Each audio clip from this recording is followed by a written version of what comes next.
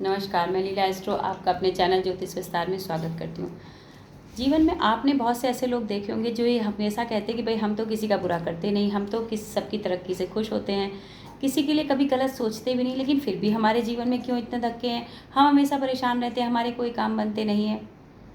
अगर इस तरह का अनुभव आपका है जीवन में, तो आप अपने नहीं, अपने पूर्वजों के कर्म भोग रहे हैं। जी हाँ, आपके चार्ट में जब शनि महाराज कुछ ऐसे नक्षत्रों में बैठे होते हैं कि जहां आप अपने नहीं, अपने पूर्वजों के कर्म भोग रहे होते हैं।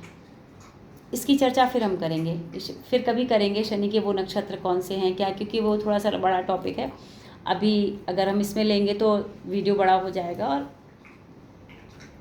आपको भी अच्छा नहीं लगेगा और हम अपने टॉपिक से डिस्ट्रैक्ट भी हो जाएंगे। अभी आप इतना समझिए कि जो इस तरह के लोग हैं जो कहते हैं भाई हमने जीवन में कुछ गलत नहीं किया, लेकिन फिर भी हमारे साथ गलत होता है, हमारे साथ चीटिंग होती है, हमारे साथ धोखा होता है, तो आप अपने नहीं, आपके पूर्वजों के कर्म भोग रहे हैं। शनि महाराज की आपके चार्ट में ऐसी स्थिति है।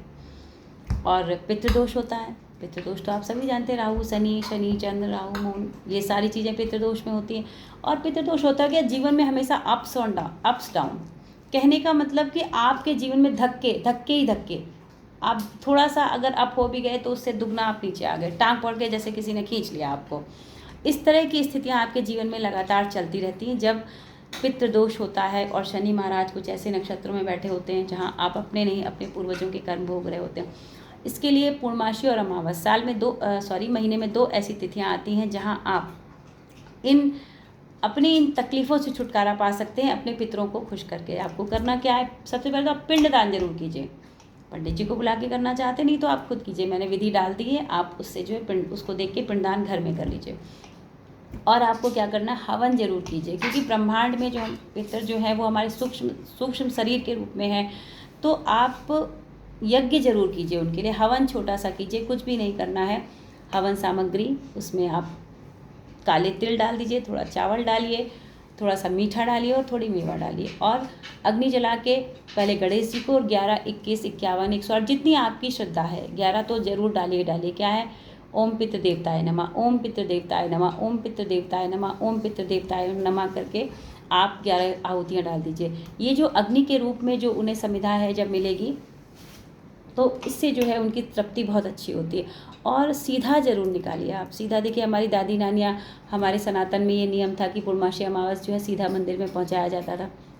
अब नहीं करते हैं लोग, लेकिन करना चाहिए। आपको क्या करना है, आप एक कटोरी में आटा ले लीजिए, दाल ले लीजिए, दाल अरहर की नहीं होनी चाहिए, और उसमें आप आलू और टमाटर ज़रूर रखिए। अदर सब्जी आपकी चॉइस आप रख सकते हैं, लेकिन आलू टमाटर ज़रूर होना चाहिए, और नमक रख लीजिए।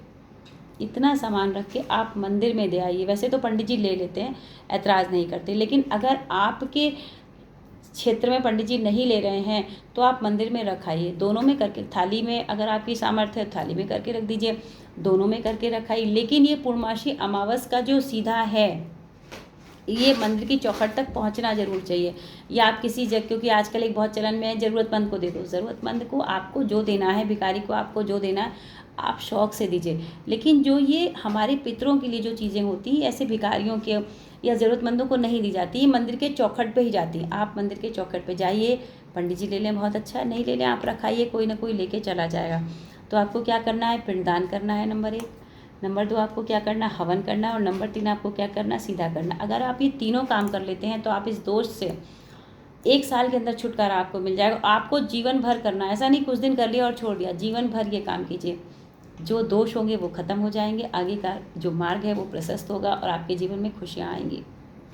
अगर तीनों काम नहीं कर सकते तो एटलीस्ट कोई एक काम तो कीजिए। वैसे मैंने तीनों काम बहुत इजी बताए हैं, पिंडदान भी बहुत इजी बताया, हवन भी बहुत इजी है, फटाक से हो जाएगा, और सीधा भी। इतना काम आप ज़रूर कीजिए, और कुछ करिए ना करिए। अगर आपने एक साल ये काम, महीने में 2 तिथियाँ आती, पूर्णमासी अमावस कर लिया, तो आप 1 साल में अपनी स्थिति देख लीजिएगा। 2-4 बार में चीज़ें नहीं बदलती, फटाक से चीज़ें नहीं बदलती, क्योंकि हमारा जो 1 साल होता है वो ब्रह्मा जी का 1 दिन होता है। तो 1 साल तो करना होता है, तो आपका जो बैक है वो सही हो जाएगा। लेकिन जब आगे भी आप करेंगे, होल लाइफ करेंगे, अरे महीने में 2 ही बार तो करना, होल लाइफ करेंगे तो चीज़ें बेस्ट होती जाएंगी, जिसका फल आपकी पीढ़ियों को भी मिलेगा। तो ज़रूर कीजिए पूर्णमासी अमावस्या काम, और अपने जीवन को प्लस अपने आगे आने वाले बच्चों को भी खुशी प्रदान कीजिए। धन्यवाद।